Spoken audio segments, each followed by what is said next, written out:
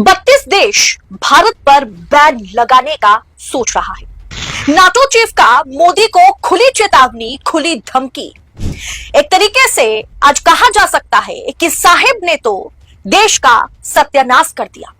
Asia के साथ business को लेकर के नाटो चीफ ने भारत को खुली धमकी दी है।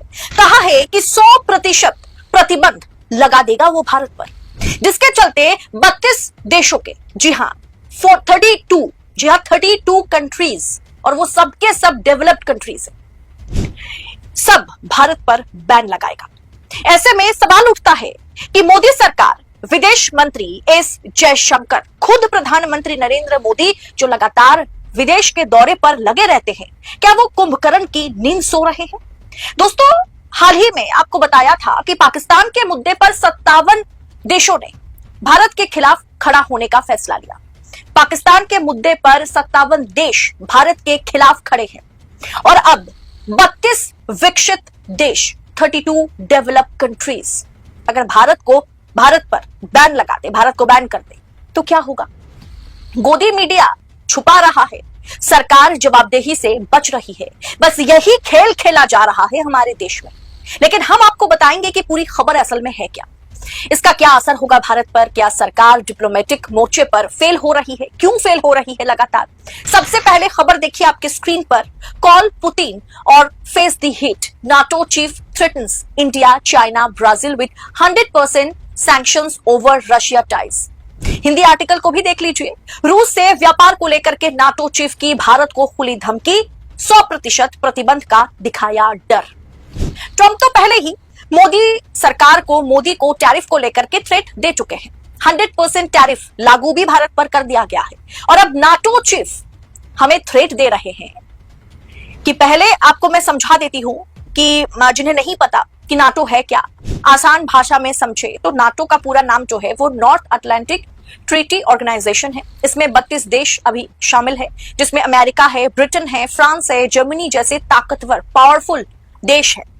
इसका मेन उद्देश्य क्या है, जो मेन फोकस है वो क्या है कि अपने सदस्य कंट्रीज को, देशों की सुरक्षा करना और मिलकर के दुनिया में शांति बनाए रखना।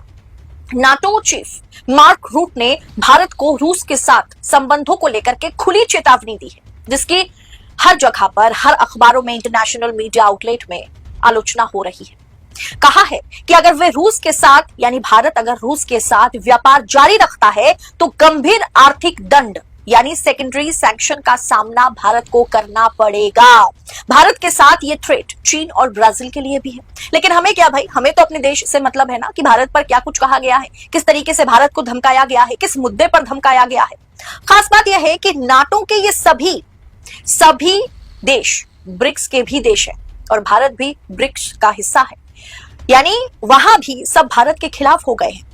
आज अमेरिकी सेनेटर्स के साथ मीटिंग के बाद पत्रकारों के साथ बातचीत करते हुए, प्रेस कॉन्फ्रेंस करते हुए नाटो चीफ मार्क रूट ने मोदी और इंडियन डिप्लोमेट्स पर नाराजगी जताते हुए कहा है कि रूसी राष्ट्रपति पुतिन पर पीस के लिए, शांति के लिए, सीजफायर के लिए दबाव बनाया जाए और ये काम भारत को करना होगा। दिल्ली में जो मुखिया बैठे हैं, यानी नरेंद्र मोदी को करना होगा। जी हाँ, इसी लहजे में वो बात करते हुए आज की प्रेस कॉन्फ्रेंस में नजर आए। उन्होंने कहा वरना भारत के खिलाफ बड़ा कदम उठाएगा नाटो।